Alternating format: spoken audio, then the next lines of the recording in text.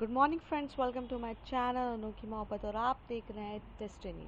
Last part में हमने देखा था कि जो सैम रहती है वो किस करते टाइम उसे कह देती है नेहा को कि मैं आज रात आपके साथ रुकूंगी और मेरा मूड है, तो प्लीज़ कुछ भी करके मैनेज करिए, मैं आज रात आपके साथ आपके ही घर पे स्टे करने वाली हूँ। कैसे होगा क्या होगा आपको पता है, मुझे नहीं। दूसरी तरफ जो जैस रहती है वो अपनी पोइट्रेट ये सब बनाने के लिए बहुत ज़्यादा इंस्पिरेशन में न्यू न्यू प्लेसेस जाती है, जिसकी मदद इशिका करती है। इशिका पुणे की सबसे बेस्ट से बेस्ट प्लेसेस लेके जाती है और वो सोचती है कि ऐसी प्लेसेस दिखाया जाए जहाँ पर वो कितने अच्छे से भी पोइट्रेट कर ले, बना ले। जो जैस रहती है वो पोइट्रेट काफ़ी हद तक अपनी एक रफ स्केच पे बनाती है, कोशिश करती है, बट अब सबसे बड़ा चैलेंजेस ये रहता है कि कैसे ऐसे बनानी है पोइट्रेट जिसमें सब कुछ एक साथ आ जाए और वो एक नई उमंग लेकर आए। तो अब उसके आगे तो जैस जब बोलती है कि मैंने सारी चीज़ें थोड़ी ना थोड़ी कर ली है, पर अब मुझे ये चीज़ समझ में नहीं आ रही है इशिका कि मैं इन सबको एक साथ कैसे लेकर आऊँ। इशिका बोलती है मुझे भी नहीं पता जैस, मैं तो कभी आर्टिस्ट भी नहीं हूँ, पर मुझे अच्छा लगा कि आपने अलग अलग अलग तरीक़ों से चीज़ें ली है। हो सकता है घर पे जाके बैठ के आप अगर बहुत ध्यान से सोचोगे तो आपको काफ़ी हद तक चीज़ें पता चलेगी और आपका ये चीज़ भी बहुत आसानी से सॉल्व हो जाएगा। जैस उसकी क्यूट सी जब वॉइस सुनती है और कहती है हाँ ज़रूर। ऐसे करके ये लोग अपने फ्लैट की तरफ चले जाते हैं। जो इशिका रहती है वो जैस को अपने फ्लैट की तरफ ले जाते टाइम उसे बहुत अच्छे से रास्ते भर चीज़ें समझा रही रहती है, न्यू न्यू चीज़ें बता रही रहती है। ऐसा नहीं था कि फ़र्स्ट टाइम जैस आई थी पुणे, पुणे पहले भी आ चुकी है जैस और बहुत सी चीज़ें घूमी है, लेकिन शायद उसने पुणे को इतने सुंदर तरीके से और एक नई उमंग के साथ और एक नई उम्मीद के साथ कभी नहीं देखा होगा जो वो एक्चुअल में इशिका के साथ देख रही थी। इशिका ने इस बार बहुत ब्यूटीफुल तरीके से कोशिश करी थी कि वो बहुत अच्छे से और ब्यूटीफुल तरीके से पुणे दिखाए। काफ़ी हद तक ये लोग बहुत घूमते फिरते हैं, शाम हो ही जाती है। दूसरी तरफ जो इशिका रहती है वो घर जब पहुंचती है तो उसकी मम्मी थोड़ा सा गुस्सा करती है और कहती है पहले तो तुम्हारा ऐसा नहीं था, आजकल देख रही हूँ जब से थोड़े दिन क्या हुए तुम्हारा भी नेहा की तरह ऐसी हरकतें स्टार्ट हो चुकी है। तो इशिका बोलती नेहा की तरह दी ने क्या किया है अब? तो कहती दी भी आजकल वो सैम के साथ थोड़ा ज़्यादा वक्त बिताने लग गई है और मुझे तुम्हारा तो पता ही नहीं है, तुम पता नहीं कहाँ चली जाती हो, क्या कर रही हो, कैसी हो, क्या चल रहा है, तुम्हारा कुछ अता पता ही नहीं है। ये तो हद हो गई है ना तुम्हारी। तो वो कहती है मॉम आप क्यों इतना गुस्सा करते हो, आपको पता है ये कॉलेज लाइफ है, यहाँ पे मुझे इंजॉय करने दो, एटलीस्ट कम से कम थोड़ा लम्हा जीने दो, मुझे मस्ती मजाक करने दो। कल जाके मुझे भी ऐसी आपकी तरह ही ज़िंदगी जीनी, या तो मे बी हाउसवाइफ और या तो फिर नेहा दीदी की तरह ऑफिस से घर, घर से ऑफिस। हम अपनी इंजॉय लाइफ कब करेंगे? सबका भी एक टाइम होता है मम्मा, जब कॉलेज लाइफ है तो इन्जॉय करना फुल बनता है, और अगर जब इन्जॉय कर रहे हैं तो फुल तरीके से करेंगे। आप आप रोको टोको मत। और ऐसे बोलकर जो इशिका रहती है अपने रूम की तरफ चली जाती है। जो इशिका की मॉम रहती है उसे बहुत ज़्यादा गुस्सा आ रहा रहता है, क्योंकि अब दोनों बेटियां सुनना ही नहीं चाहती थी। एक बेटी तो इसलिए नहीं सुनना चाहती थी क्योंकि वो प्यार में थी, अब दूसरी बेटी को क्या हो गया था जो अब इतनी बातें कर रही है वगैरह। लेकिन आंटी जी आपको क्या पता, आपकी बेटी को भी शायद प्यार हो गया और दूसरी वाली को भी। फिलहाल तो देखते हैं आगे। तो जो वहाँ पर दूसरी तरफ जो नेहा रहती है वो अक्षिता से बात करते हुए सोचती है क्या करूँ, कैसे रोकूँ, और सैम रुकने वालों में से है। सैम को अगर मैंने एक बार जाने के लिए कह दिया वो बहुत हर्ट हो जाएगी, उसके बाद वो तो रूठ जाएगी, पर मैं मनाऊँ कैसे? तो कहती है यार बहुत बड़ी प्रॉब्लम है ना, बहुत ज़्यादा बड़ी प्रॉब्लम है ना यार। हाँ बहुत बड़ी प्रॉब्लम है ना, हमें प्राइम मिनिस्टर को मेल भेजना चाहिए कि इतनी बड़ी प्रॉब्लम है, कैसे हैंडल करना है, क्या करना है। छोटी सी तो प्रॉब्लम है, नेहा इतना बड़ा बतंगड़ क्यों बना रही है, सीधे कह देना लेट नाइट हो गया है मॉम, मैं यहाँ पे स्टे कराना चाहती हूँ। खुद अगर स्टैंड लेना नहीं चाहेगी तो नहीं होगा। और वैसे भी कल जाके तो वो तेरी वाइफ बनने वाली है ना, अक्षिता एकदम से गुस्से में कहती है। तो नेहा कहती है यार तू इतना एग्रेसिव क्यों हो रही है। तो कहती तो क्या करूँ, जब से पता चला है सैम ने बोला है तो मेरा दिमाग खा रही है। अगर सैम मुझे एक बार कह दे तो मैं तो पूरा फ्लैट खाली करा दूँ, मेरा बस रहे तो मैं तो पूरा घर खाली करा दूँ उसके लिए। हाय उसके साथ बिताने के लिए तो मैं कुछ भी कर लूँ। और एक तू है जैसे एक चीज़ घर पे जाके बोलते नहीं बन रही कि मम्मी लेट नाइट हो गया है, मैं कैसे भेजूँ सैम को, रहने दो यहीं पे स्टे कर लेगी ना। लेकिन नहीं, वो भी नहीं हो रहा। तो कहती इजी नहीं है स्टे कराना यार, मम्मी नहीं मानेगी। मान जाएगी अगर तू कोशिश करेगी तो। फ़िलहाल अभी मैं तो तेरी बात मानती हूँ, 7 बज गए, मुझे ऑफिस से निकलना है क्योंकि मुझे मेरे घर भी जाना है, ठीक है। तो मैं तो निकली, तू और सैम देख अपना, और मैं चली बाय। ऐसे कह के जो अक्षिता होती है अपना पंच करके बायोमेट्रिक्स करके अपने ऑफिस से निकल जाती है। सैम जो रहती है वो इशारों में नेहा को कह चुकी रहती है कि सोच लेना। अब यहाँ पर जो नेहा रहती है वो बहुत टेंस हो जाती है, उसको समझ में नहीं आ रहा था। तो वो सबसे पहले इशिका को कॉल करती है और इशिका को कॉल करके बोलती है कि आज सैम को मैंने डिनर के लिए इनवाइट किया। तो कहती है हाँ तो ये अच्छी बात है, अब तो डिनर होगा, लंच होगा, बहुत कुछ वीकेंड्स प्लान होंगे, आखिर हमारे होने वाले जीजू जो है। तो वो कहती है अरे यार तू अभी स्टार्ट मत हो जा, प्रॉब्लम ये है कि क्या प्रॉब्लम है दी, प्रॉब्लम ये है कि वो स्टे करना चाहती है। हाँ तो पर मैं स्टे कैसे कराऊँ, मेरे पास तो कुछ है ही नहीं स्टे कराने के लिए। What do you mean by कुछ है नहीं दी, हमारा घर अच्छा खासा बड़ा है, हम स्टे करा सकते। तो वो कहती है अरे वो बात नहीं है इडियट, बात स्टे की ये है कि कैसे समझाऊँ, क्या है स्टे कराने का, मेरे पास रीज़न नहीं है मैं स्टे किस वे में कराऊँ। तो कहते दी यार अभी आने तो दो, रीज़न तब का तब देख लेंगे, फ़िलहाल आप अकेले सिर्फ सैम को बुला रहे हो या किसी और को भी। इशिका बहुत लो वॉइस में कहती है। तो कहती है हाँ इतनी भी बुरी नहीं हूँ मैं जितना तू समझ रही है, ऑफ कोर्स जैस को भी बुलाऊंगी, फ़ोन करती हूँ। फिर थोड़ी देर में जो इशिका रहती है वो अपना फ़ोन रख देती है और बहुत एक्साइटेड हो रही रहती है कि जैस भी आएगी। तो वो अपने ड्रॉप बॉक्स में जाती है, अपने मतलब अपनी कबर्ड पे जाती है और वहाँ से बहुत सारी ड्रेसेस देख रही रहती है। वो इतनी क्रेज़ी हो रही रहती है कि जैसे उसी के लिए कोई आ रहा है, जैसे उसी के लिए कोई आ रहा है और वो इंतज़ार कर रही है ये सब चीज़ का। वो इतनी एक्साइटेड रहती है, इतनी एक्साइटमेंट पे रहती है कि जैसे वो कब से इंतज़ार कर रही है। पर वो ये भूल जाती है कि जय सिर्फ और सिर्फ उसकी दोस्त है, ना कि उसकी गर्लफ्रेंड है जिसके लिए वो इतनी ज़्यादा खुश हो रही है। पर कर भी कह सकते हैं, वो तो यही होता है ना कि जब किसी के लिए दिल लगता है तो ऐसी फीलिंग आती है। तो वही हुआ था, इशिका को भी बहुत अलग से फीलिंग आ रही थी। पर इशिका अपने फीलिंग्स को कंट्रोल करती है और थोड़ी देर तक सोचने लगती है कि मैं इतनी एक्साइटेड क्यों हो रही हूँ। फिर वो जाती है और अपना वार्डरोब से जो नॉर्मल ड्रेस होती है वो निकाल लेती है और अच्छे से तैयार हो रही रहती है। पर तैयार होते टाइम उसे ये चीज़ याद रहती है कि डिनर के लिए बोला है, तो कुछ एक ऐसी स्पेशल डिश वो बनाना चाहती है कि जिसके लिए जो भी उसके हाथ की वो स्पेशल डिश खाए वो खाता ही रह जाए। पर एक्चुअल में उसके माइंड में ये रहता है कि जो जैज़ खाए तो खाती रह जाए।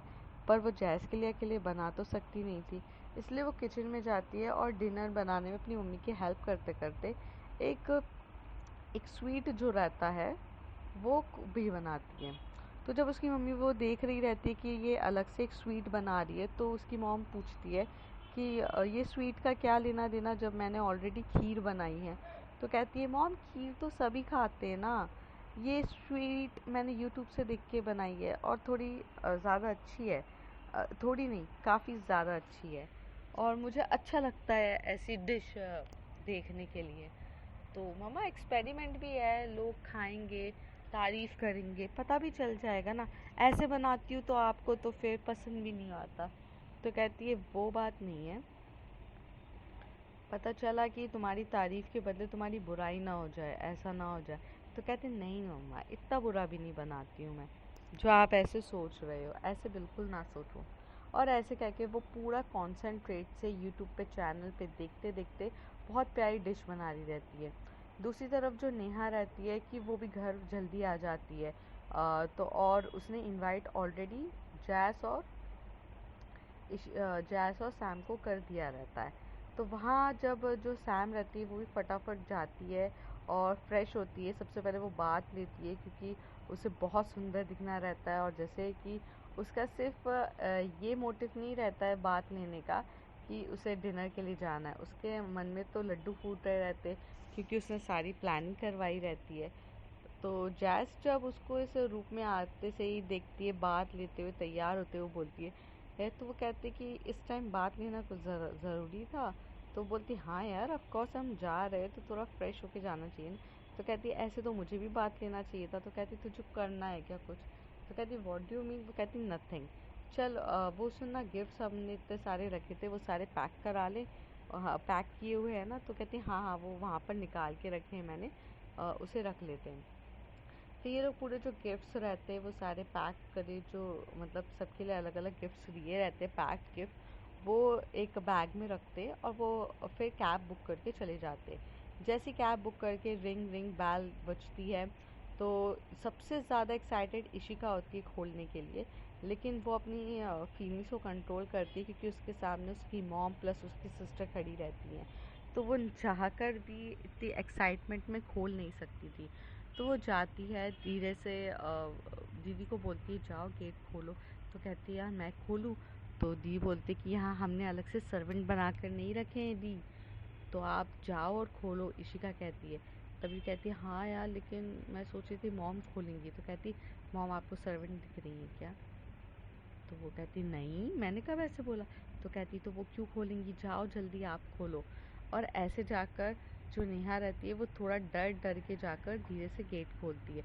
जब खोलती है तो उसमें इशिका, सॉरी, उसमें सैम खड़ी रहती है जैस के साथ, और बहुत प्यारा ड्रेसअप किया रहता है।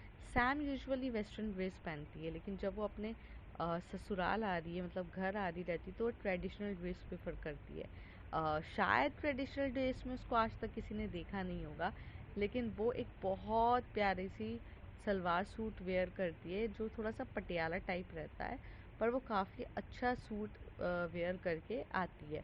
और दूसरी तरफ जो जैस रहती है वो भी बहुत सिंपल सी कुर्ती और लेगीज पहन कर आती है। ये लोग पूरे ट्रेडिशनल तरीके से आते हैं। जैसे ये लोग आते हैं तो वो इशिका को देखती है जैस, तो इशिका बहुत सुंदर दिख रही रहती है क्योंकि उसने एक बहुत प्यारा सा ब्लैक कलर का वन पीस पहना रहता है और वो जो काफ़ी अट्रैक्टिव रहता है। पर यहाँ पर शॉकिंग तो इशिका हो जाती है क्योंकि उसने ना तो कभी सैम को इस ड्रेस में देखा था और ना जैस को, क्योंकि जैस भी हमेशा से वेस्टर्न पहनती थी। तो इन लोग का ट्रेडिशनल लुक देखकर ये बहुत ज़्यादा शॉक्ड हो जाते हैं। शॉक्ड हो तो हो जाते, साथ ही साथ ये भी इशू हो जाता है कि मतलब इतने ये लोग खुद ट्रेडिशनल वेयर करके आए हैं और जिसके घर पर आए हैं वो तो पूरे वेस्टर्न लुक कर गए।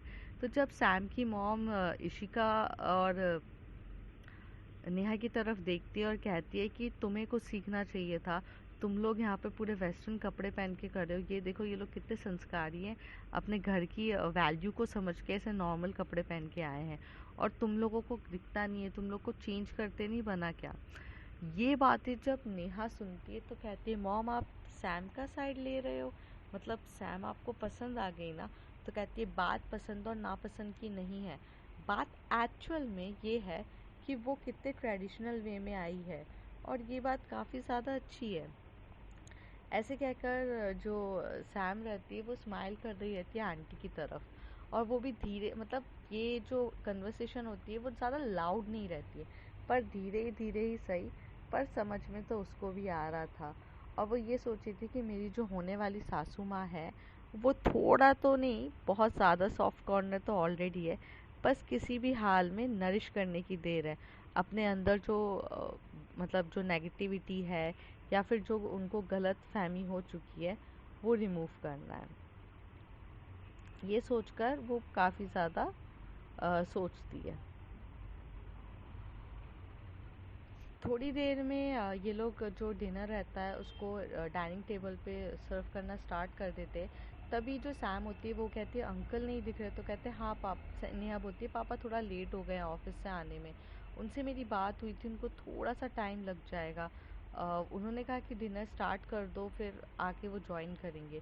तभी सैम बोलती नहीं नहीं वो घर के बड़े हैं, हम लोग वेट करेंगे, इतनी भी जल्दी नहीं है। और ऐसे कह के वो लोग बैठे रहते हैं। कुछ बातें जो ऐसी रहती है सैम की जो सीरियसली आंटी को पसंद आ रही रहती है। अच्छा लग रहा रहता है आंटी को कि आंटी को ज़्यादा अच्छा लग रहा रहता है कि जो सैम रहती है वो काफ़ी मतलब मैच्योरिटी दिखा रही रहती है, वो बच्चों की तरह रिएक्ट नहीं करती है, ज़िद नहीं करती है।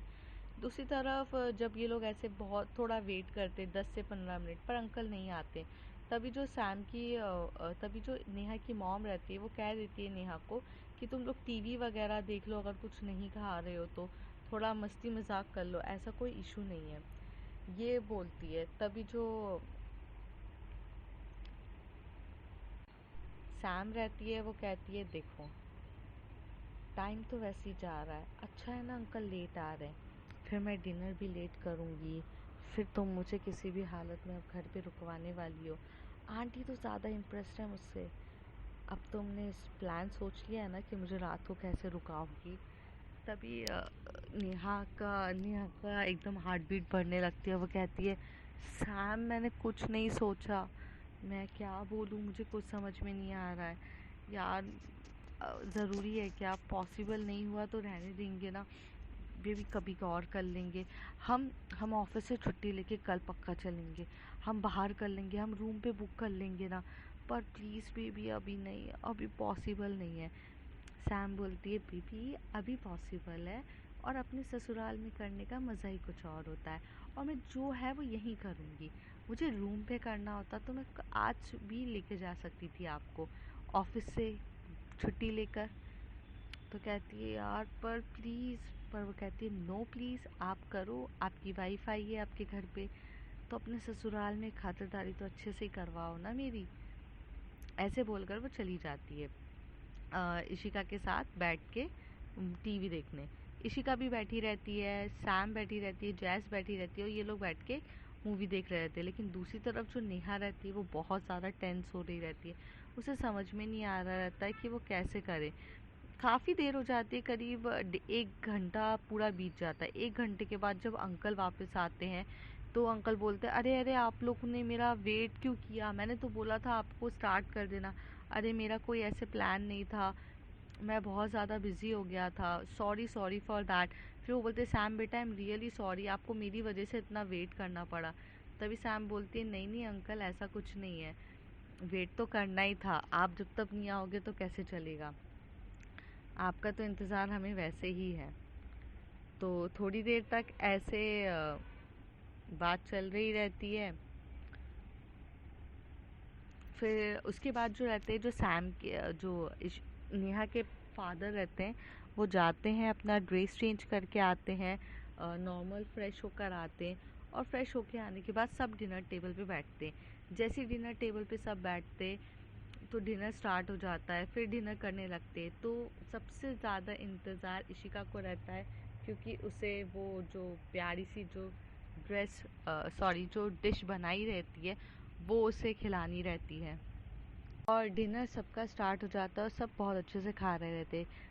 डिश जो वो जैज़ को देती है सबसे पहले, तो जैज़ बहुत प्यार से स्माइल कर रही रहती है इशिका की तरफ, और जैसे इशारों इशारों में दोनों ने काफ़ी अच्छे से एक दूसरे को कह दिया है कि ये जो डिश है वो आपके लिए बनाई गई हो। और दोनों इतने ज़्यादा काफ़ी समझदार थे कि एक दूसरे की चीज़ों को समझ सकते थे।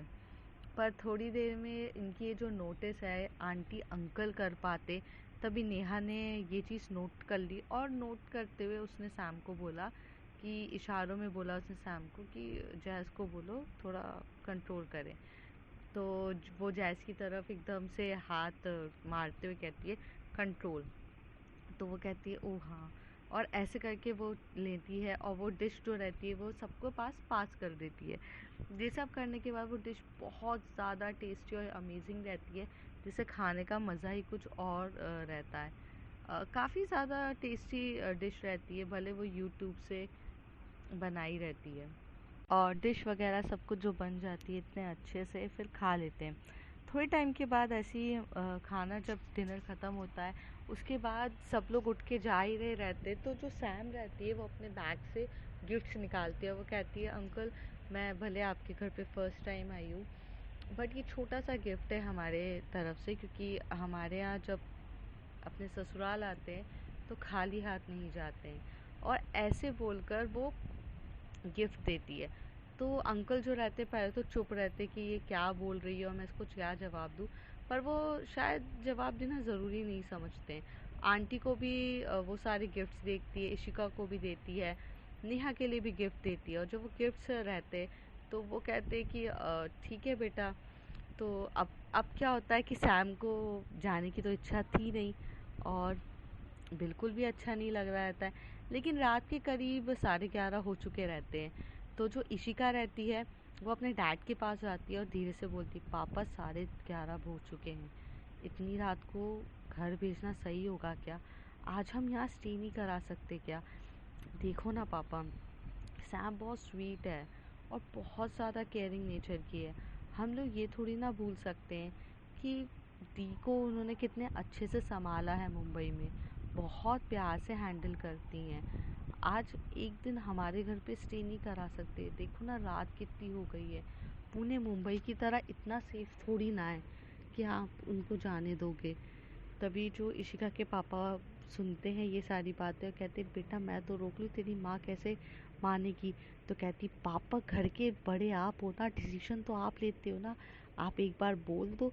तो कहता है, अरे डिसीजन तो मैं लेता हूँ, पर घर का मिनिस्टर तो यही है ना, तुम्हारी मम्मी, होम मिनिस्टर तो यही है, मैं कैसे बोल दूँ? तो कहते, अरे पापा गिफ्ट लेते टाइम कुछ नहीं हुआ और अब बड़े सोच रहे हो, बोल दो ना जल्दी से। पर उसके जो पापा रहते हैं वो पहले तो सिचुएशन को ऑब्ज़र्व कर रहे रहते हैं और बोलते नहीं हैं। बहुत देर हो जाती है और फाइनली जब थोड़ी देर के बाद हमारी सैम को भी रियलाइज़ हो चुका रहता है कि स्टे करने के लिए तो बोल है नहीं रहा है कोई, और अपनी बेइज्जती इंसान इससे ज़्यादा और क्या कराएगा। तो वो चुप मुँह से जब वहाँ से उठ के जा ही रही रहती है, तभी जो सैम की सॉरी नेहा की जो मॉम रहती है वो बोलती है, बेटा मैं सोच रही थी कि आप स्टे कर लो यहाँ पर, क्योंकि रात बहुत हो गई है, आप फालतू का इतने दूर जाओगे और दो लड़कियाँ हैं, मतलब मैं ऐसे रिस्क नहीं ले सकती और मैं इनको भेज नहीं सकती हूँ आपके साथ, क्योंकि रात बहुत ज़्यादा हो गई है। अगर नेहा का कोई भाई होता तो उसको भेज के मैं आपको घर तक छुड़वा देती, बट नहीं है तो आप यहीं पे स्टे करो। ये सुनकर जो जैज़ और इशिका के फेस पे भी बहुत स्माइल आती है। जो नेहा रहती है वो सैम की तरफ देख रही रहती है और बहुत ज़्यादा स्माइल कर रही रहती है, पर इन लोगों की स्माइल बहुत ज़्यादा लाइट रहती है कि दिखे ना किसी को, क्योंकि प्लानिंग तो इन दोनों का ही रहता है स्टे करने का, पर एग्जीक्यूट तो आंटी ने किया रहता है। तभी जो उसके फादर होते हैं, नेहा के फादर, आंटी के पास आकर बोलते हैं कि तुमने रोक दिया क्यों, पर तुम्हें तो पसंद नहीं है ना स्टे करे? तो कहती, बात स्टे की नहीं है, बात ये कि कोई हमारे घर में मेहमान बन के आया है, हम उसकी खातिरदारी तो करेंगे ना, भले पसंद हो या ना हो, वो बात की बात है। पर अभी तो देखो ना, उसने भी अपने पूरे रीति रिवाज और हर चीज़ को, वैल्यू को ध्यान में रख कर किया है, गिफ्ट्स लेकर आई है, हर एक चीज़ किया है, हम इतने भी तो रूड नहीं है ना, ठीक है। फिर वो कह देती है कि अच्छा सुनो इशिका, तुम्हारे साथ सैम सो जाएगी और नेहा तुम्हारे साथ जैस सो जाएगी, दोनों इधर रह लो, या फिर तुम सैम और नेहा एक ही रूम में आ जाओ। सैम और नेहा तो तभी वो बोलती है, नहीं नहीं सॉरी, मेरा कहने का मतलब है इशिका और नेहा तुम एक ही रूम में सो जाओ और जैस जो है वो सो जाएगी उसका। तभी ये कहते कि नहीं नहीं, मैं जैस के साथ सो जाऊंगी, मुझे कोई इशू नहीं है, इशिका के साथ सैम रह लेगी। तो कहते ठीक है फिर, पर ध्यान रखना जो मैंने कहा है। तो कहती है हाँ। फिर ऐसे करके जो इशिका रहती है वो अपने रूम पर लेकर जाती है सैम को और बोलती है कि आप बेड पे सो गया नीचे। तो कहती बेड इतना बड़ा है ना, ऑफ कोर्स बेड पे दोनों सो जाएंगे। तो कहते यार मुझे आपके साथ नहीं रहना है, इशिका कह देती एकदम से। तो सैम कहती नहीं, मुझे तो जैसे आप ही के साथ रहना है, मैंने तो ये सारी प्लानिंग आपके साथ ही रहने के लिए करी थी ना, आपकी बहन को तो मैं सिर्फ वैसे टाइम पास के लिए प्यार करती हूँ, है ना। तो कहती है अरे यार सैम आप मुझ पे क्यों चिल्ला रहे हो। तो सैम बोलती है आई एम सॉरी बट मुझे नेहा चाहिए, मुझे आपके साथ नहीं रहना है। तो कहती है एग्जैक्टली मुझे जैस चाहिए। तो कहती है ओ जैस के साथ आपको क्या करना है। तो थोड़ी देर तक ये लोग ऐसे बात करते हैं और रात का टाइम रहता है। तो करीब 12 साढ़े 12 बजे तक बैठे रहते हैं और दोनों को ही नींद नहीं आ रही रहती है 12:30 बजे तक। ना इशिका को आती है, ना सैम को आती है, ना जैस को आती है और ना नेहा को आती है। सिर्फ ये लोग ऐसे ही बैठे रहते हैं। लेकिन मॉम जो रहती है जो सैम की, वो जग रही रहती है। सॉरी, नेहा की जो मॉम रहती है वो काफ़ी देर तक जग रही रहती है। जैसे उनके पता रहता है कि उनकी बेटियां शरारती तो करेंगी, पर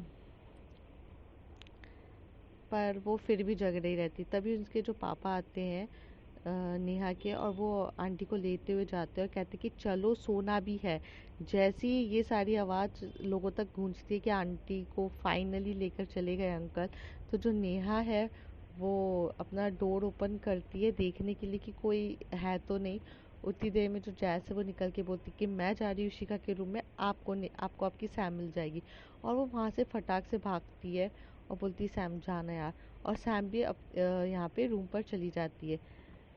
जैसे ही वो लोग रूम पर आते हैं, जो आंटी रहती है उन्हें शक हो चुका रहता है। तो वो एकदम से वापस जैसे ही रिटर्न आते हैं, तो वो रिटर्न जैसी आई रहती है तो सैम के पास नेहा दिख रही रहती है।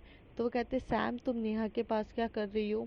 तो कहती है आंटी वो कल की मीटिंग है ना, तो मुझे उससे फ़ाइल लेना था और उसकी फ़ाइल उसके मोबाइल में है, तो बस देखो देखो हम दोनों एक दूसरे से मोबाइल से ब्लूटूथ से ले ही रहे हैं, फ़ाइल ट्रांसफ़र हो रही है आंटी, डोंट वरी। तो कहती बेटा ये काम तो आप सुबह भी कर सकते थे ना, आंटी बोलती है। तभी जो नेहा बोलती है मम्मा नींद भी कौन सी आ रही थी हम लोगों को, तो काम भी इम्पॉर्टेंट है ना और बहुत अर्जेंट काम है हमारा, तो इसलिए हम करते। तो कहते अच्छा जैस नहीं दिख रही है। तो कहती है हाँ जैस सो रही है आंटी, सो रही है वो देखिए सो गई है उनकी बेड पे, आप टेंशन ना लीजिए, आप सो जाइए। तो कहती हाँ बेटा मैं सोती हूँ, ज़रा तुम अपनी फ़ाइल ट्रांसफ़र कर लो, फिर चलते हैं फिर साथ में। ये बोलकर ऐसे चली जाती है। आंटी वहाँ पर ऐसे खड़ी हुई रहती है बहुत देर तक। सैम बोलती है कि ओफ गॉड ये सो ही नहीं रही है, मैं क्या करूँ। फिर सैम बोलती है नाटक करके भी क्या फ़ायदा है, और वो चुपचाप फाइल लेकर अंदर चली जाती है। जैसी गेट ओपन करती है तो ये पता रहता है कि जैस और ईशा दोनों एक दूसरे के साथ बेड पे लेटे हुए रहते हैं, मतलब डिस्टेंस पे लेटे रहते हैं कि इनके बीच में कुछ होता नहीं है, पर सामने दिख रहे रहते हैं। तो वो थोड़ा सा डोर ओपन करती है और लॉक कर देती है और बोलती है ठीक है आंटी मैं सोती हूँ, इशिका सो गई होगी। जैसे ही वो बोलती है, जो जैस है वो फटाक से बेड से उठ के एकदम साइलेंटली छुप जाती है और देखती है कि कोई भी नहीं है, तो राहत मिलती है। फिर उसके बाद जो आंटी रहती है वो फाइनली अंकल के रूम में चली जाती है, मतलब अपने रूम में चली जाती है। जो इशिका रहती है वो कहती है कि क्या क्या हुआ, मम्मी क्यों वापस आ गई थी। तो कहती मम्मी गई कब थी आपकी, आज रात भर पूरा यहीं पे बैठ के उन्हें चक्कर लगाने हैं क्या। तो कहती है अरे रुक जाओ ना, इतनी जल्दी क्या है, थोड़ा सा समय तो बीतने दो। और थोड़ी देर के बाद ये लोग चले जाते हैं। आ, आगे क्या होगा इस कहानी में देखते हैं कुछ। और हाँ थोड़ा गलत टाइम पे रोक रही हूँ क्योंकि मुझे थोड़ा सा काम है और इस वजह से, और मेरा गला बहुत ख़राब है तो मेरी तबीयत थोड़ी ठीक नहीं चल रही है। इफ़ यू डोंट माइंड यहीं पे स्टॉप करते हैं। And if you like my story like share and subscribe. Thank you.